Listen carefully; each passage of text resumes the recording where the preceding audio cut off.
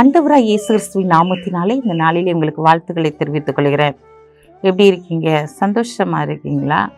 இந்த நாளிலும் உங்களை சந்திக்கிறதுல மிகுந்த மகிழ்ச்சி அடைகிறேன்.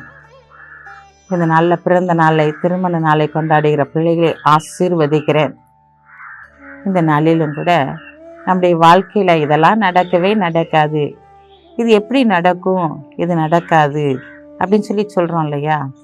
நினச்சி கூட பார்க்கலங்க, இதெல்லாம் நடக்குமா என் வாழ்க்கையில்? நடக்கவே நடக்காது. ஏன்னா நாங்கள் அதுக்கு தகுதியே இல்லை, என் குடும்பம் தகுதி இல்லை, என் பிள்ளைங்க தகுதி இல்லை, இதெல்லாம் எப்படி நடக்கும்? நடக்கவே நடக்காது அப்படின்னு சொல்கிறீங்களா? நடக்காத காரியங்களை எல்லாம் ஆண்டவர் இன்றைக்கு நடக்க பண்ண போகிறார். எந்த காரியெல்லாம் நடக்காதுன்னு சொல்லி நினைக்கிறீங்களோ அந்த காரியத்தை எல்லாம் ஆண்டவர் நடக்கும்படியான காரியத்தை ஆண்டவர் செயல்படுத்த போகிறார். வாசிக்கிறேன் கேளுங்க. 2 ராஜாக்கள் 7ஆம் அதிகாரம் 2ஆம் வசனம். ராஜாவுக்கு கைலாக கொடுக்கிற பிரதானி ஒருவன் தேவனுடைய மனுஷனுக்கு பிரதியுத்தரமாக, இதோ கர்த்தர் வானத்திலே மதகுகளை உண்டாக்கினாலும் இப்படி நடக்குமா என்றான். அதற்கு அவன், உன்னுடைய கண்களினாலே அதை காண்பாய், ஆனாலும் அதிலே சாப்பிட மாட்டாய் என்றான். இந்த நாளில் பார்க்கிறோம், இது நடக்குமா நடக்காதா அப்படி சொல்லி எதிர்பார்க்குறோம் இல்லையா? நடக்காத காரியங்கள் எல்லாம் இன்றைக்கு நடக்க போகிறது.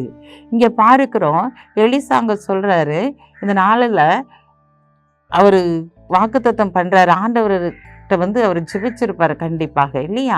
இந்த நாளில் கூட அங்கே பார்க்குறோம், அங்கே பயங்கரமான ஒரு பஞ்சம். அந்த பஞ்ச காலத்தில் அங்கே ஒரு கழுதையின் விலையே 80 வெள்ளிக்காசுக்கு போகுதான். அப்படிப்பட்ட ஒரு பஞ்ச காலத்திற்குள்ளாக அன்றைக்கு அவங்க காணப்படும் போது அந்த ராஜா சொல்கிறான், அந்த எலிசாவை கூட்டிகிட்டு வாப்பா அப்படின்னு சொல்கிறான். அப்போ அந்த எலிசா அங்கே சொல்கிறான், நாளைக்கு இந்த நேரத்தில் இப்படிலாம் ஒன்று ஆண்டவர் நினச்சி போகிறார், ஆசீர்வதிக்க போகிறாரு அப்படின்னு சொல்கிறான். அப்போ கைலாக கொடுக்குற ஒரு பிரதானி சொல்கிறான், இதெல்லாம் எப்படி நடக்கும்? ஆண்டவர் மதகுகளை திறந்தா கூட இப்படிப்பட்ட ஒரு ஆசீர்வாதத்தை நினச்சி முடியாது, பெற்றுக்கொள்ள முடியாது அப்படின்னு சொல்கிறான். நடக்குமான்னு கேட்குறான். அப்போ தான் சொல்கிறாரு, நீ அதை கண்ணால் பார்ப்பப்பா, ஆனால் நினச்சி மாட்டேன், சாப்பிட மாட்டேன் அப்படின்னு சொல்கிறார். அதே போல் தாங்க இன்றைக்கு உங்களுடைய வாழ்க்கையில் பஞ்ச காலம், ஒரு வறுமை, ஒரு தரித்திர நிலைமையில் நீங்கள் காணப்படலாம். இந்த நிலைமையை ஆண்டவர் மாற்றப் போகிறார். இந்த நிலைமை உங்களுடைய வாழ்க்கையில் ஒரு மாற்றத்தை உண்டு பண்ண போகிறது. இந்த காரியத்தில் ஆண்டவர்கிட்ட நீங்கள் போராடி ஜெபித்து கொண்டு இருக்கலாம், உபவாசித்து ஜெபித்து கொண்டு இருக்கலாம். எப்போது இந்த பஞ்சம், இந்த தரித்திரம், இந்த வியாதி இந்த நாளில் எப்போ மறைஞ்சு போகும்? என்னுடைய குடும்பத்தில் சமாதானம் இல்லை, பிரச்சனை மேலே பிரச்சனை, கடன் பிரச்சனையோடு நான் வாழ்ந்து கொண்டு இருக்கிறேன், எப்போ இது மறைந்து போகாதா என்று சொல்லி, இது நடக்காதா ஆண்டவரே?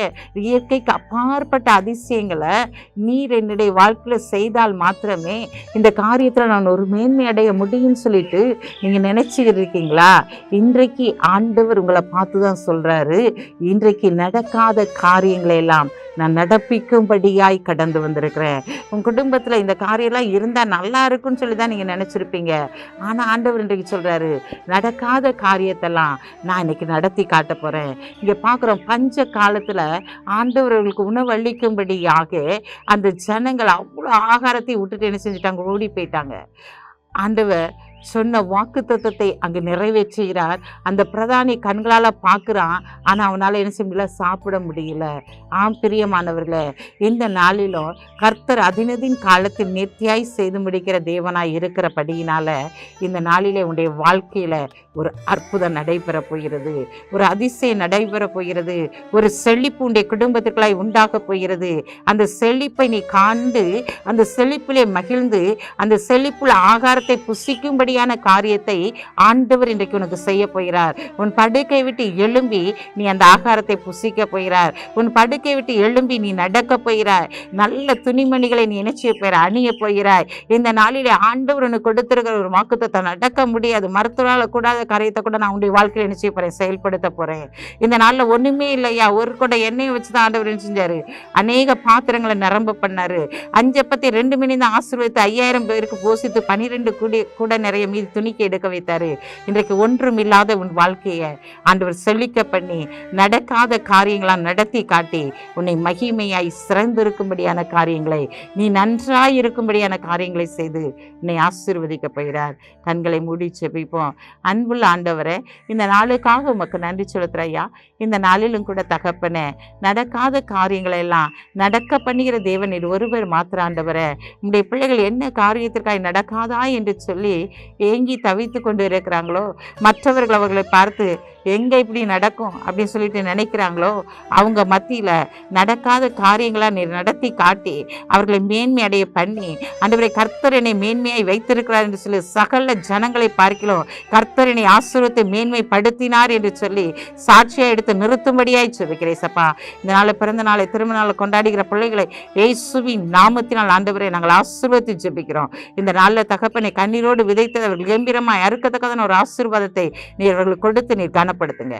இயேசுவின் நாமத்தில் ஜெபிக்கிற நல்ல பிதாவே, ஆமென்.